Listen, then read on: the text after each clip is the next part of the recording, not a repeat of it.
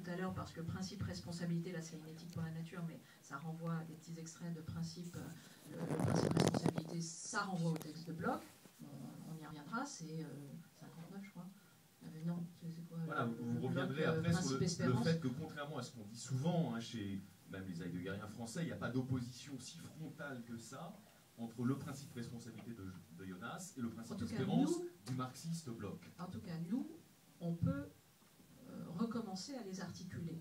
Au moment où Jonas fait son texte, bien évidemment, il veut taper sur Bloch. Il veut taper sur Bloch, entre guillemets, parce que Bloch est dans ce rêve d'une utopie concrète, d'une neutralité de la technique, d'une utopie sociale, d'une technique sociale, nécessairement sociale. Donc, mais on reviendra là-dessus. Mais donc, qu'est-ce que fait Jonas? Jonas, c'est un moment très important. Au début, quand vous avez introduit la séance, vous avez dit, voilà, vous n'êtes pas dans le schème cartésien, kantien, classique, etc. Le schème kantien, c'est un schème fondamental, très important, qui repose, là aussi très très rapidement, sur deux grands impératifs catégoriques. Premier impératif catégorique qu'on connaît tous, on s'en souvient entre guillemets par rapport à nos classes de terminale, c'est agis de telle sorte que ta maxime soit universalisable. Ce qui présuppose, entre guillemets, que vous êtes dans une éthique du présent. Kant ne se pose pas encore, il n'est pas dans cette question de la finitude de la nature. Et ce qui est bon pour moi est nécessairement bon pour autrui, d'une certaine manière. Il y a une continuité, une exemplarité. Il y a un continuum, et c'est assez facile, d'une certaine manière, comme ça, de mettre en branle la question du bien et la question de la justice.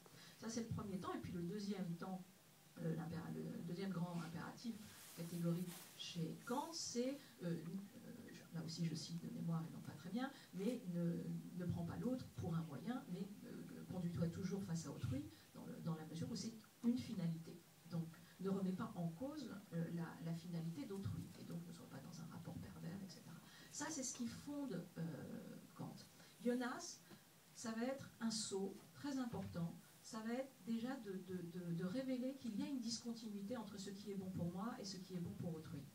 Parce que ce qui est bon tout de suite pour moi aujourd'hui n'est peut-être pas nécessairement bon pour autrui demain. Et notamment sur les questions de voracité, de la consommation et tout ce genre de choses. On peut avoir des approches du bien-être très très simples, mais qui en fait, derrière, charrient fondamentalement quelque chose de pervers, parce que ressources qui ne sont pas inépuisables, etc. Donc c'est déjà l'intuition profonde chez Jonas que la Terre s'épuise, ce qui n'est pas une intuition kantienne.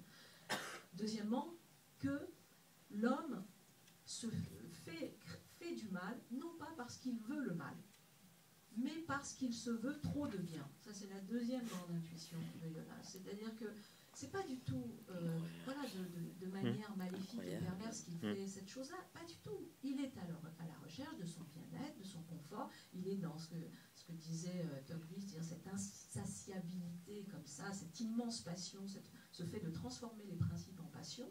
Et donc, à un moment donné, le principe du bien-être, on comprend, la passion du bien-être, bien évidemment, ça dérégule et ça crée la société de consommation dans laquelle on est aujourd'hui. Bon.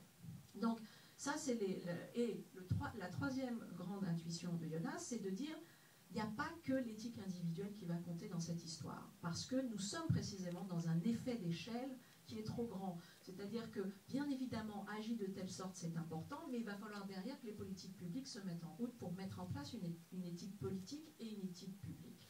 Et donc, il ne suffira pas que vous, moi, fassions le tri de nos poubelles, etc., parce que derrière se jouent d'autres économies d'échelle qui vont être éventuellement antagoniques. Bon.